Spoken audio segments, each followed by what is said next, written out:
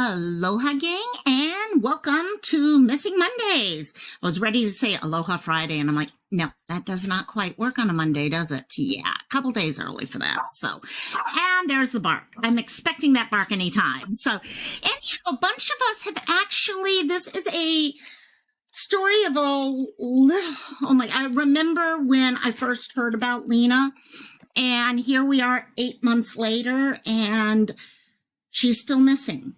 And she needs to be brought home. She needs to be back with people who care for her. And there's a lot of us who started off following this story. And over the months, things disappear. And that's not right. We need to keep these stories at the forefront of everything. So please pull up your seat, grab yourself a drink. I got me my Baroka vitamins right here because I have not had them all day. So grab whatever you have. We're going to do some updates on everything. So for those of you who've never heard about Lina, you'll get to hear about Lina. And for those of you who have heard about Lina, hopefully we can update you on anything that you may not have gotten an update on. So pull up a chair and we'll be right back as I feed the dog some treats. Aloha and welcome to the Local My Life.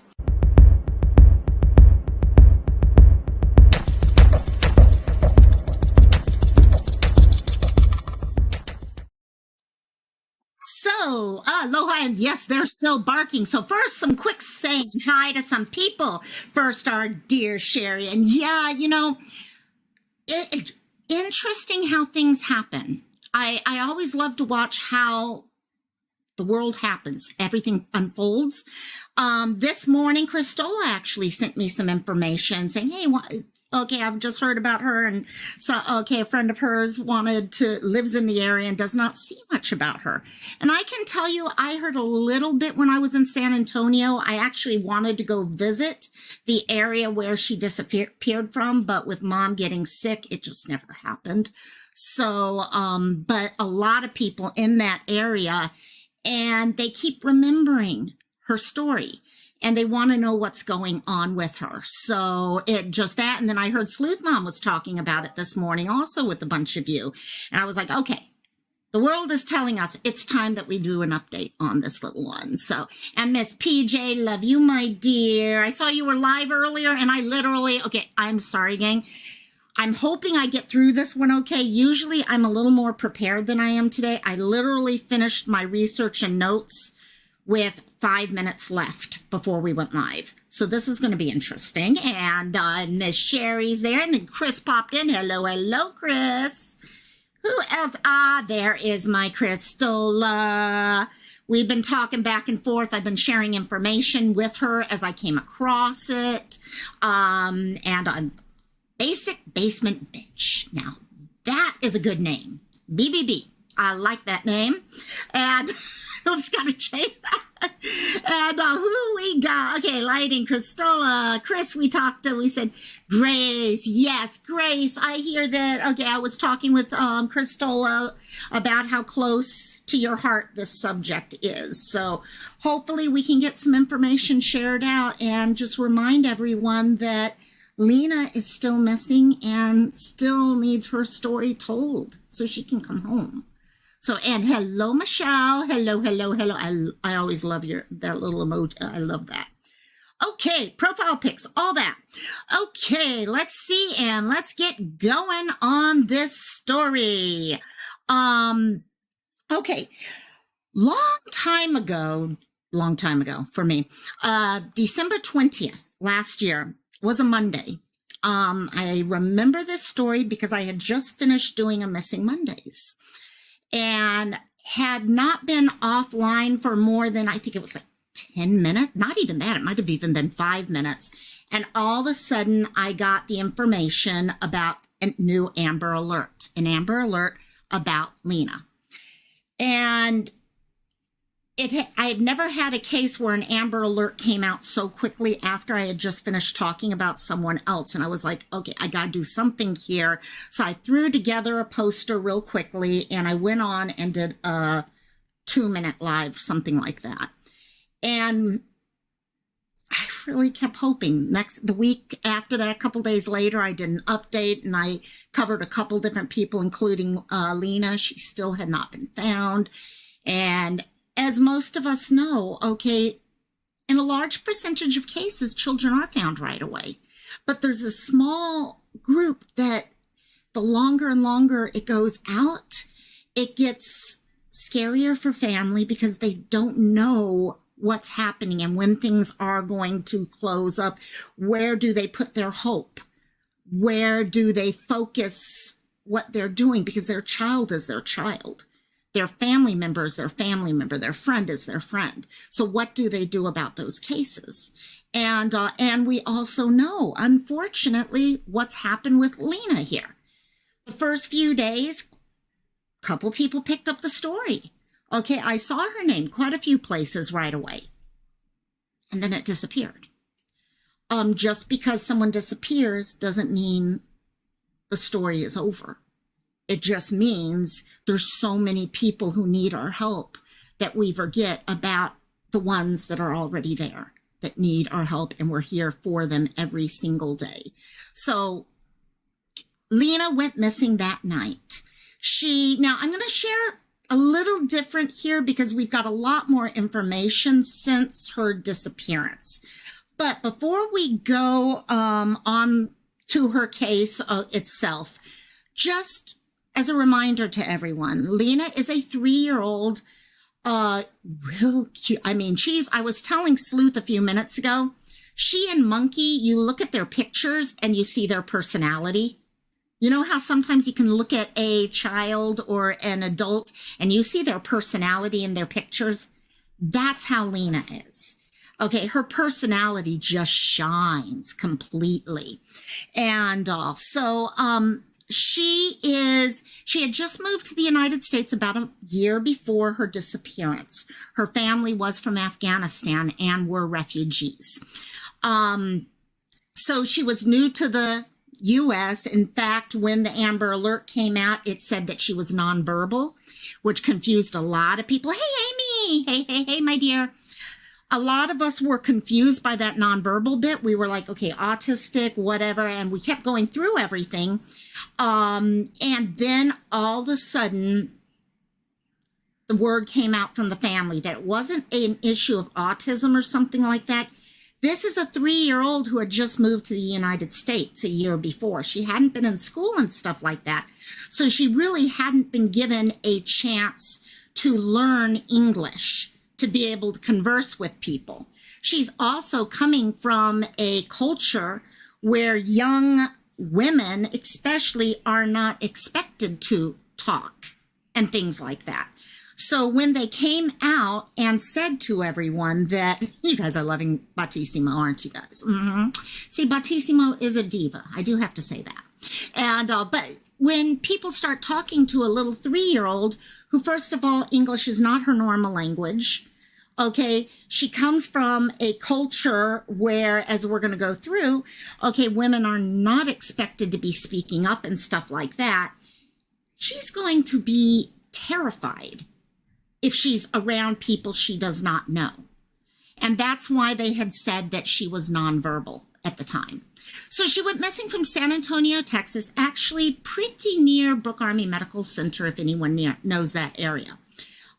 She was 4 foot tall, 55 pounds. She has brown hair, brown eyes, and was last seen wearing a black jacket, a red dress, and black shoes. You see the red dress here. Okay. In addition to that, basically she had a bunch of gold bracelets on. I have not gotten clarification whether they were solid gold, real gold, or just gold plated. However, that's something a lot of people have talked about because she was wearing she was a girly girl. She's a girly girl. She likes wearing her makeup. You can look at this one picture of her here. She's a girly girl. And so she came to the forefront of everyone. They were getting ready to go to a party that night, as I'm going to explain, and they were waiting for Dad to get home and everyone to show up. So let's move on here to some new pictures here of her. So let's start off with a little bit about the story, because I think one of the important things here, there have been, and I'm going to let you know up front, there has been a lot of assumptions okay, made about this case. Lots of people, okay, because we all know how people, when you don't have an answer, we like to fill in the blank. And a lot of people have filled in the blank in this case, many blanks in this case. And because of that, it's more important than ever for us to understand culture, understand family life, understand, okay, what is going on in this picture, because a lot of times we gauge responses and reactions based off of how we would react, not how someone else would react. And it's important for us to realize that across the board, YouTube, social media in general, in our own lives. And this is a perfect case because a lot of fingers have been pointing all over the place. And right now, all that matters is this absolute adorable, gorgeous little girl. This little girl is just absolutely gorgeous. She is precious, Sherry. She is precious. And so started out this story here, began about a year before her disappearance. Her father, Riaz, and her mother, Zarmina, Sardar Khil, lived in Afghanistan. Family lived in Afghanistan. Both parents had siblings who were actually contractors with the United States. And this was before the U.S. left Afghanistan. So what happened was, while they were there, they started getting death threats from the Taliban in 2019. They started looking, okay, what are we going to do? Okay, what do we do to protect our family? Things like that. And they made the decision as a family, husband and wife, to go ahead and immigrate to the United States to ensure that their family was kept safe. So they left siblings, other family members, and they came to the United States. And at that point, yes, Chris, actually local place, okay, we've had a lot of San Antonio locations cover her. I think we've got a lot of need to spread this because this little one may be in another city. It may be in another state, maybe in another country, potentially. And I'm going to explain some of that as we go across it. So they came to the United States, left their siblings, left the rest of the family, and came to the United States. And once they got here, they settled in San Antonio. Later on, as most of us know, the United States decided to pull out of Afghanistan. We're not going to get into political discussions, but when that happened, the siblings, okay, Riaz and Zarmina's siblings who were contractors for the United States were evacuated out of Afghanistan and brought to the United States. They all kind of congregated in the same place. There is a very small but strong group of Afghans in that community over there. So basically, yeah, gang, okay, no problem. I'm checking what's going on in chat. Okie dokes, yeah, let's just keep an eye on chat. And it's, guys, I know, like I said, there's a lot of cases with this. Every child deserves to have their story told. And to be honest, I'd like this one told a lot more. And right now, because 8 months is too long. So basically what happened is the siblings all came to the United States and they planned a family dinner, okay, at that time. And it's okay, Christola. It's actually okay. I'll talk to you about it later. We're good. We are good, though. Okay. So let me see. Sorry. Let me connect up where I was real quickly. They all decided to come together on that day that she disappeared. And the plan was, by the way, hi, America, true crime. They were going to have their first family dinner. The siblings had come to Texas. They were all settled in 5 days before Christmas. It was a perfect time to pull the family together and celebrate all of them coming to the United States. At that time, Dad, Riaz, worked as a trucker. It was a very well-paying job, according to what I've seen, but it would take him away from family and all, like, okay, most trucking jobs will do. And so he was out at work. Now, what happened that day? This is when things went. Mom was pregnant. Okay, now it's important for us to understand a little bit about the lifestyle. One of the first things that popped up for me when I heard about this cutie was, this is a different social lifestyle than most of us are used to. Okay, they were coming from a very small rural community where kids were allowed to roam around. You had a very close, tight-knit community where everyone knew everyone, things like that. And then you come to the United States, not only the United States, but you're coming to, let's be careful, guys, on things. Okay, guys.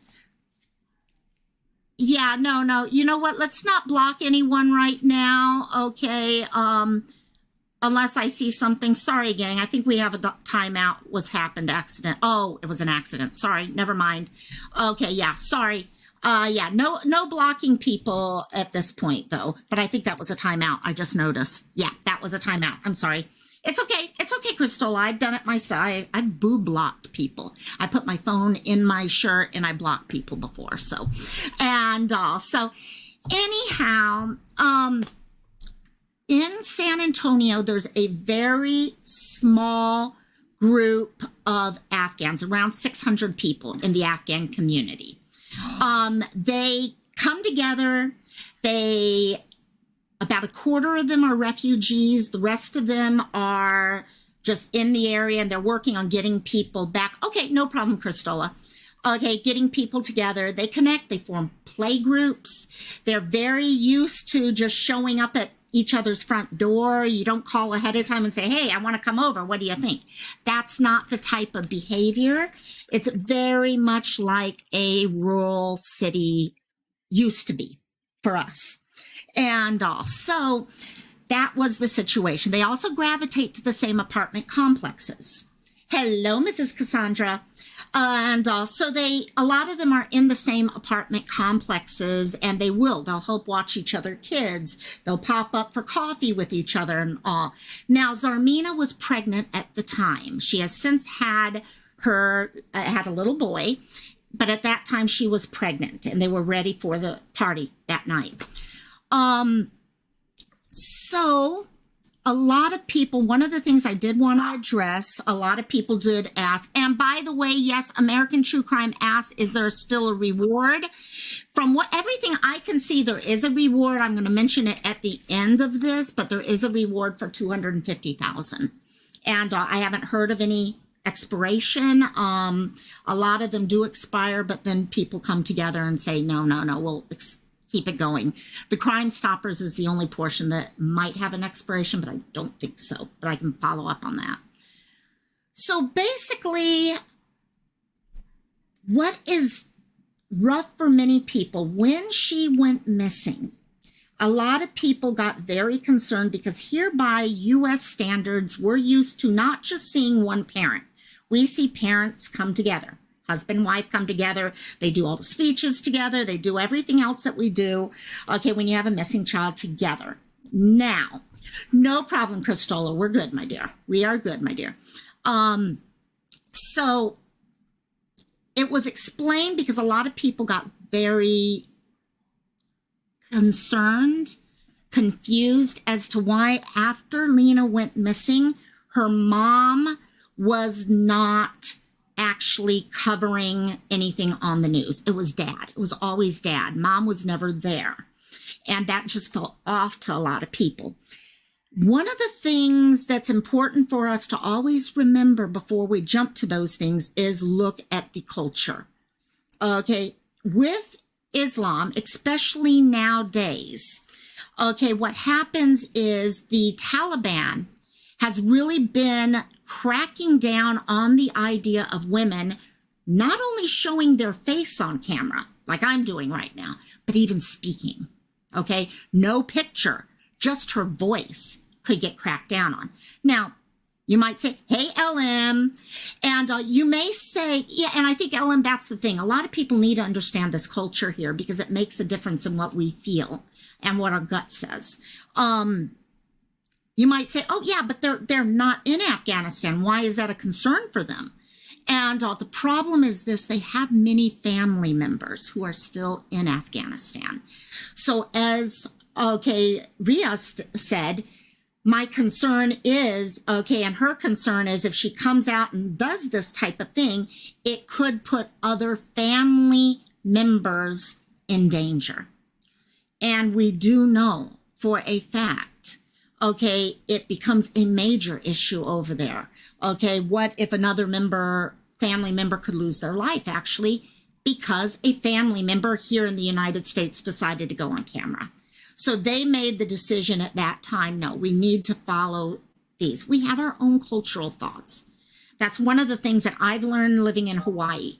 There are so many different cultural thoughts and beliefs, and we all mesh and meld together, and we recognize each other's belief systems here. So I can completely understand where they're coming from on that. They do not want to hurt any other potential family members that are still in Afghanistan. Hey there. Hey, Sally, my Jack. Hello, hello, my dear. And so that day, December 20th occurred. She was out playing out in the playground. Now, let me pull some of this up for you guys. This is a picture of the housing complex. Basically, consider it looks like a bunch of townhomes. For those of you who've ever been in any of the little communities, townhome communities, where you have tons of different apartment complexes and you have all these little playgrounds in between and all these little areas people can go, walk their dog, all sorts of stuff like that. So that's what we're seeing there. On the picture there, you can totally see everything that's going on in that area. The red circle is the area of the picture on the right.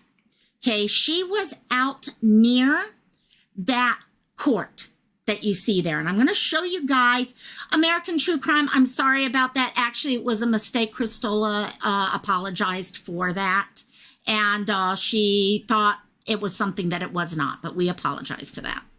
And so a lot of people have said, well, wasn't mom watching? Things like that. The thought is, now, is this true or not? But I don't know, but it does make sense. If you look at the picture on the right, the X is where a lot of people feel mom may have been sitting, because mom said there were buildings that were blocking her view all the time. She would see her daughter at times, but at other times she was, whoopsie, my dog just jumped, would get out of view. So the thought was mom was sitting in that area, again, remembering she was pregnant, sitting down, and Lina was walking around that courtyard area right next to the basketball court or soccer court, it looks like. And so she was walking in circles around that area, and I'm going to show you guys some video in a few minutes of her in that area. So as she walked out, she would disappear from mom's view, then she'd walk around and she'd show up, and that's the thought of what went on there. Now, there are a lot of ifs, ands, buts out there. Is that exactly what she was doing? Things like that. We don't know. But that's one idea of what was happening at the time.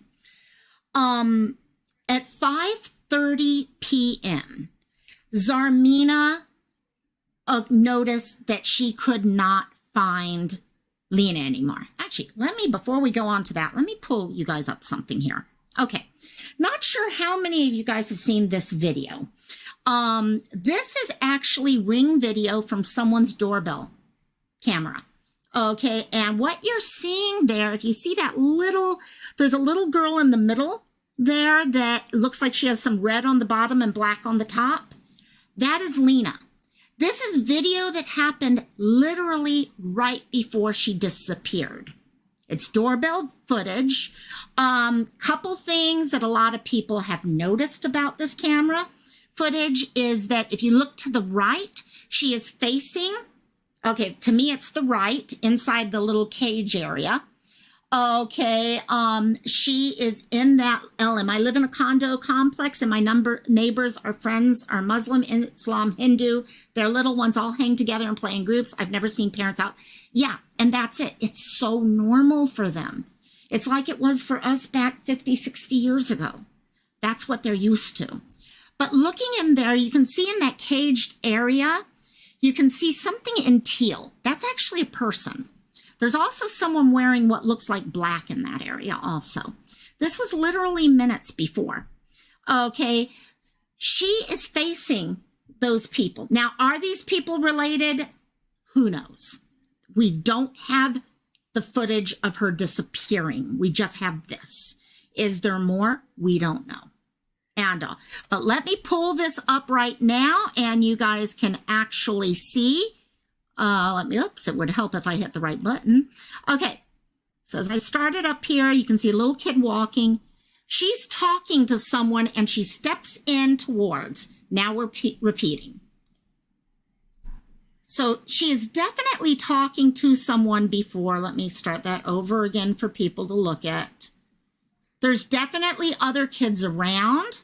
Hopefully they've been interviewed. I'm sure they've been interviewed. FBI were involved immediately. But you can definitely see on the right-hand side 2 people in that cage or right outside of it. It's hard to tell the depth perception there. So we do have video of the last couple minutes she was seen. And you can kind of see, I'm going to freeze that there. You can kind of see how that was the far end of that walk. Okay, so coming back to this picture here, okay, the green area, she was walking towards that green area, came around. So now, the other thing that's going on in this case is there's a lot of 3-foot retainer walls throughout this whole area. And LM, I don't blame you. Yeah, when you get small, and you know what, if you contact me later, I can send you the link to all this stuff. It's actually through one of the Facebook groups. And so she went into that area, and I wanted to pull one other thing up to show some stuff as we finish this. This picture here, someone did, they took a picture of the neighborhood. You can kind of see the red area in the center, which is where she was. And you can see all the different exits that exist.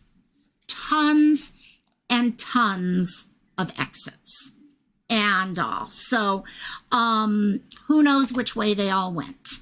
And sorry, you know what, Amy, all of us, we all have our different thoughts and process. It's fine. It's fine. Okay, as long as we're not getting into arguments about stuff, people have their beliefs, and I have no problem with everyone having their own beliefs. As long as we're not arguing and getting, right now, the focus is this little girl, nothing else. But everyone can have their own say and beliefs about what they, so I hope that helps, Christola. And so,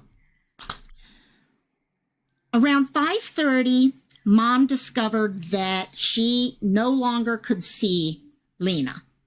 She, at that moment, called up Riaz, her husband, and was like, I can't find her. And he immediately came home at that point. They canceled, of course, they canceled dinner, and they started going from door to door to door, knocking on doors, ringing doorbells, asking people, did you see her? I mean, if you look at this area, there are plenty of areas she could have gone.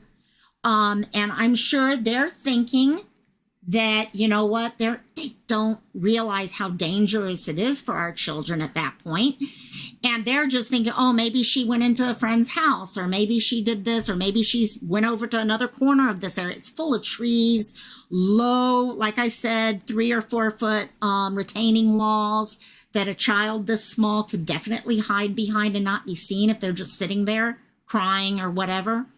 So they went looking between 5:30 and 7:15, continued searching for everything. And then, Crystal, we can talk later. Sorry, my dear. And I'll connect with you on all that later. So let's see. Let me pull all this stuff up. Here we go. So At that time, they started going through 7:15. They could not find her. Let me give dogs treats again. They could not find her and finally made the decision to call the police. Police were called, came over, started their own investigation looking, and an Amber Alert was called out, sent out at 10:30 p.m. Okay, 10:30 p.m. Amber Alert sent out. Police involved the FBI almost immediately in this case, whether it was because of the age of the child or the cultural backgrounds and concerns. Who knows what the reasoning is, but they were like, yeah, we need to involve the FBI. And I'm so happy they did that from the get-go. So the searches started going out, and one of the issues that happened immediately, gang, I hate to say it, but like I've been pointing out from the beginning, is a lot of cultural differences in this case. A lot of people could not believe, why would someone do this with their child? So they must be involved. Or the division between things, Islamophobia became a real serious concern. A lot of people involved in the case on the outside got pulled in, and got a lot of threats. There were a lot of different things going on in this case. And people forgetting this is about a little girl, not anything else. And so on January 4th, and I do think there was definitely, the family kept saying they weren't getting some of the communication that they wished. A family, hey, Sleuth Mom, a person about 35 miles away heard the Amber Alert the night it went out.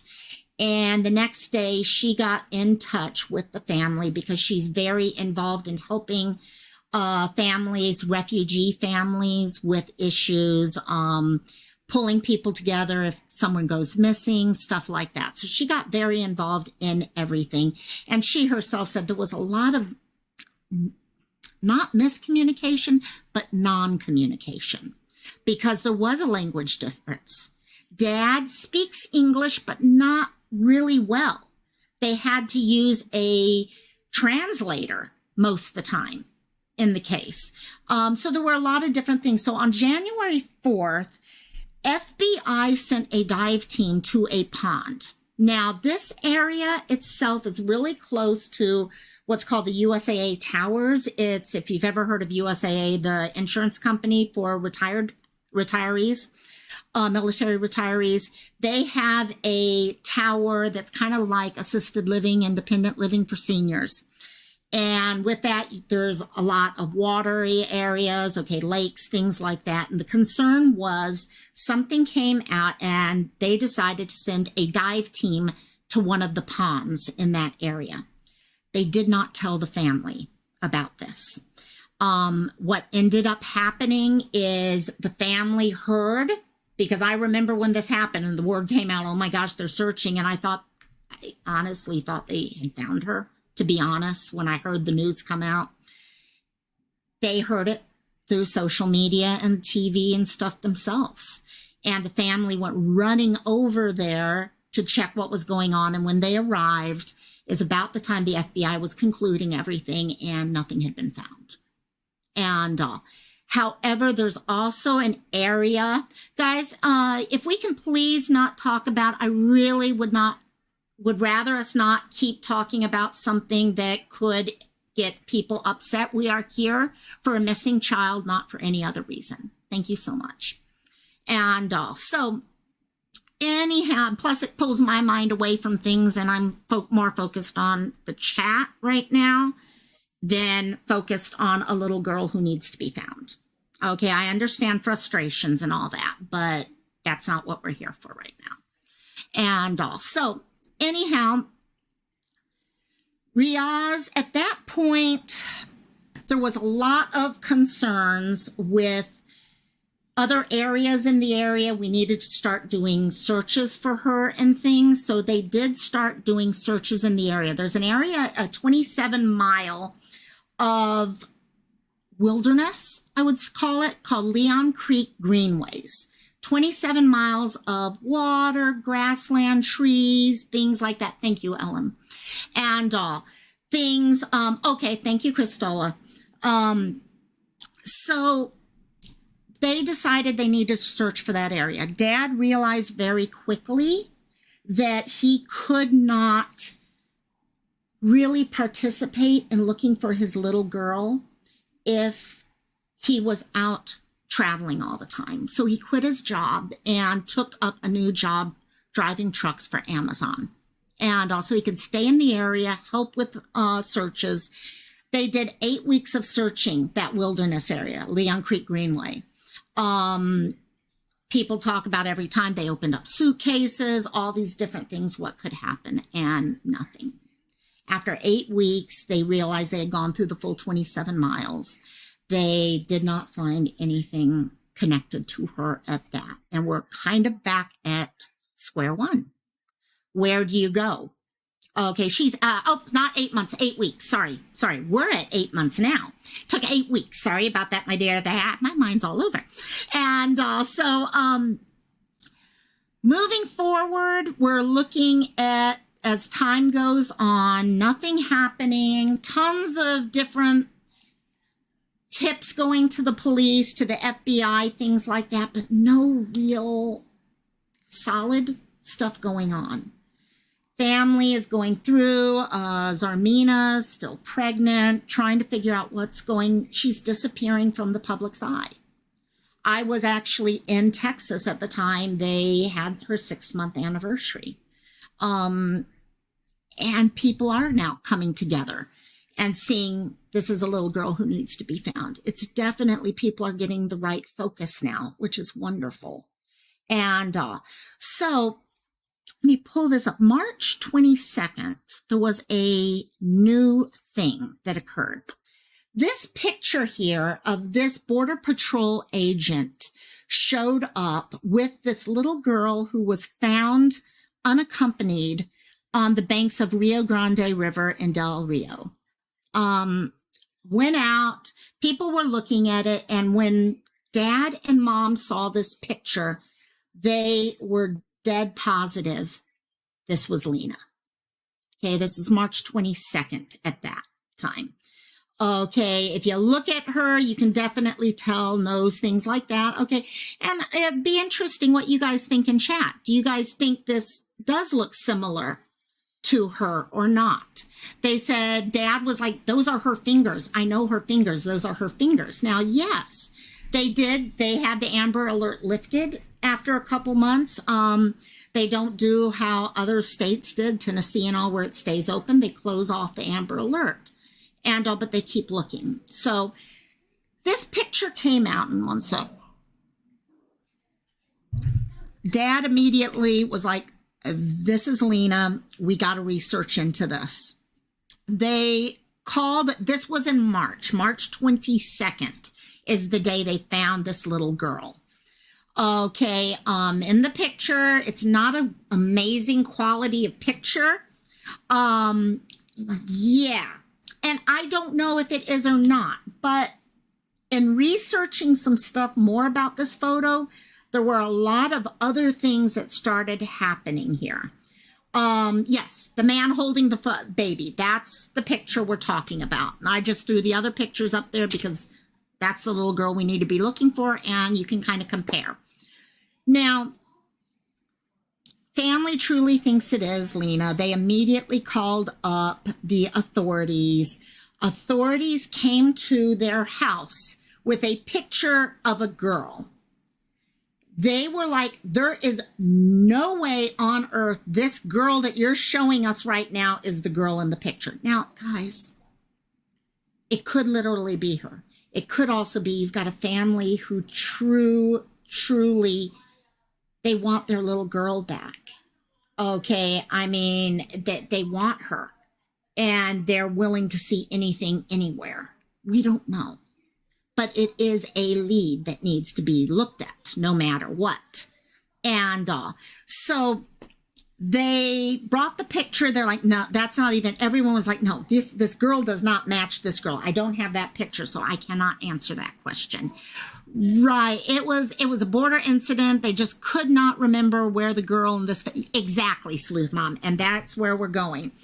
So it was like, nope, nothing there. So what they ended up doing, they're like, we can't take this as no. We can't see this picture as this pic. No, they're not the same person. We still need to follow up on it.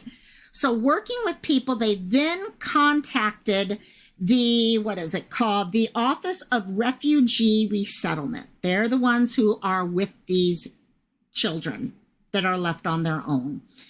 And they sat on the phone for 30 minutes. And when they got the phone answered, they were told, well, what is the name and birth date of the child that you're looking for? Well, they're like, well, Lina Sardar Khil, this is her birthday. They're like, no child with that name or that birth date. And they're like, how would you know her birth date and stuff like that? Okay, Sleuth Mom, that's what I was wondering. Was the original blurry, or did someone blur this for protection of the child, privacy? Okay, that's good to know, because that's the other thing. I mean, the nose, I can kind of see. It does look very similar to her nose. And when you have a big, tall, we don't know how big the guy is, so you don't really have a lot of these things to really look at it. But their concern was when they were told, no, we don't have a Lina Sardar Khil born on this date, They're like, okay, wait. How do you find out the name and the birth date of the child? Oh, well, we just asked the child. And he's like, she's not most likely going to tell you. Okay, first of all, she does not speak English really well. She speaks Pashto. Okay, on top of that, she's very quiet to begin with. So how would she know that? Okay, until there's a chance she might, but it does make sense. Okay, a child maybe she would say her name's Lina, but she may not say the rest of it. Or maybe how would she, if she doesn't even understand what they're asking her, because she doesn't understand English well enough to understand the question. So they were still like, no, I'm not comfortable with the answers I'm getting on this.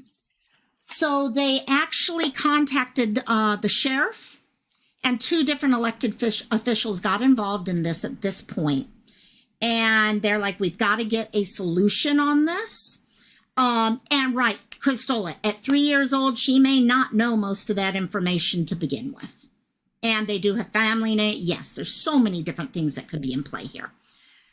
So the elected officials and the sheriff got involved trying to find out what was going on. They talked to the ORR, I think it's called, and were told that the little girl was in a different location now. The problem is they were told 2 different locations at the same time. One person was being told, oh, she's in New York now. The other person was told, oh, no, she's in Florida right now. So they don't even know where this little girl is right now. Now, that information does help to some degree, because their next step, and I don't have any update after this step, but it's important for us to see this for the entire picture, was they wanted to go to a judge and ask for a DNA test with this girl. And so there's definitely all these things playing on. And yes, Sleuth Mom, exactly. Birthdays in Afghanistan are totally different. Korea, same thing. In Korea, you turn the next year age on January 1st, or the day the calendar changes over. So you could be born December 30th, okay, and that's your first birthday. You're 1 on the day you're born. And then 2 days later is January 1st, and now you're 2, and you're literally only a couple days old. So different countries have different ways of working age. So there's a lot of things that come into play here. And so I don't know if they got the DNA testing approved. I was trying to research that, but I'm going to keep looking for it because I may have missed something there. I was trying to pull a lot of this stuff together. Great news. Not related to Lina, but her mom did have a little baby boy on June 10th. And they named him a name which translates to fortunate or prosperous. And they said the reason why they gave him that name is that was their hopes for him. They were hoping that he would be fortunate and prosperous throughout his life. So this little girl has a little baby brother at home waiting to see her for the first time. And a little boy who is now, June, July, 2 months old. And if you remember, most of you guys, when you were young, okay, the thought of having a little baby brother or sister, I'm sure she was so excited about the idea. She needs to be brought home. And so we need to keep her in the public eye, guys. We really have to. A person is not just missing for the first 3 months. They're not just missing for the first year. They're missing for so much more than that. And I'm guilty of it too. I will go in and look at someone and I'm like, oh, they've been missing for 4 years. Okay, this person's been missing for a few months. I'll cover this case rather than that case. And that's not right. We need to cover all of them. They all deserve to have their story told. Her dad was asked if there was one thing he would like to say, what would it be? And he said, all he hopes is if someone has her, if they could please share this message to her. And I wanted to share this message because I think it's the message every parent would have. Quote, it will be the happiest time of my life when I see my child back. The only thing I want to say to my child is, come to my open arms so I can hug you close to my heart. That's all. That's all.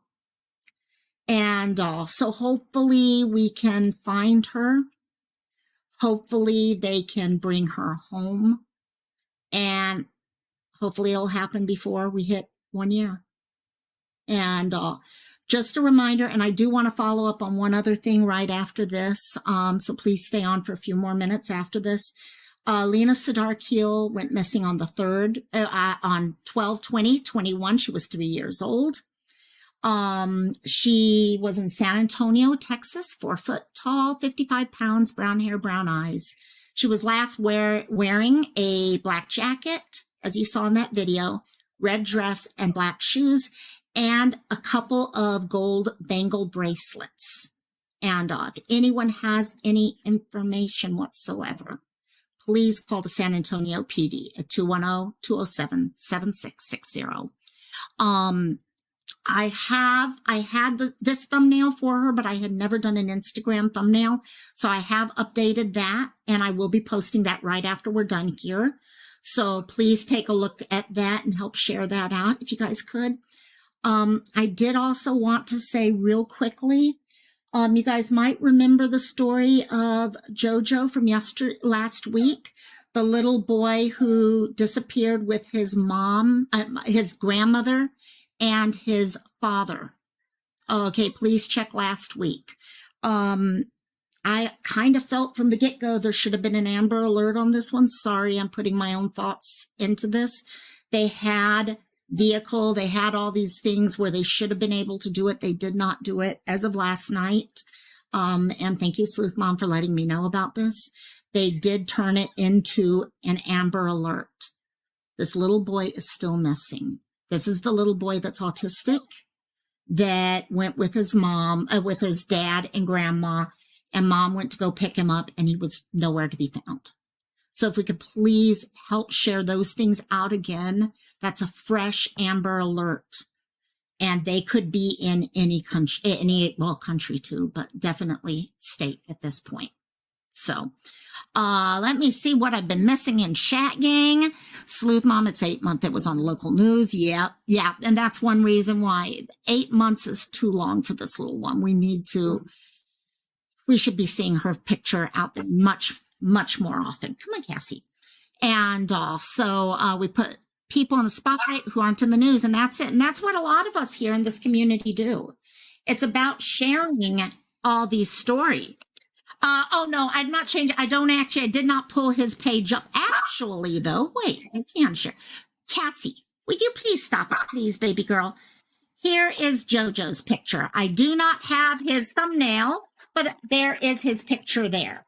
I will reshare out his original paperwork, though, his original posters and stuff like that. So if you guys can help us out with that. So anyhow, thank you guys so, so much. This was a little longer than most Missing Mondays, but it's been a long time. It's been a long time. A lot has happened in this case, and it's stuff we all need to know about so that we can fix it and find them. So love all you guys. I hope to see y'all later. Oh, yes, Cristola. Yeah, she's misbehaving. Up there she is. Okay. What was that called? What was that called? Do I have a dog? Oh, if you guys just heard a screech, poor Wrigley just got hair run over. So you gonna say hi to everyone, Cassie? Say bye-bye. Oh, you want up to, okay. I can't turn off the camera though now, Cassie and Wrigley. I can't do it. Oh, poor Pia's underneath me. And also love you guys so much. If anyone has anyone you'd like to talk about, please share with us, because a lot of times we don't hear about certain cases. Yesterday, you guys remember Rachel, I shared the story about, I actually heard about that person from Robbie. Robbie sent me a picture of her poster from downtown and made a comment to me about it. I contacted families and got all the information to make the poster, and she was found. She was found. And I was so happy when I got that message from her family saying, hey, we found her. I was just so, so happy, because those are the ones that every time you guys send those emails out, the posters out, and you do a hashtag, it could be making the difference. It really could. So love you all tons. I'm going to go take care of these pupsters, and I will talk to y'all later. There's some other cases I do want to update you on, hopefully a little later this week. I can pull some stuff together. JP's here. Love you. Mwah. Talk to y'all later. Say bye-bye. Yeah, no, I can't pick you up because I can't hit the button otherwise. So love y'all. Aloha. Mahalo. Bye-bye, gang. Bye. See ya.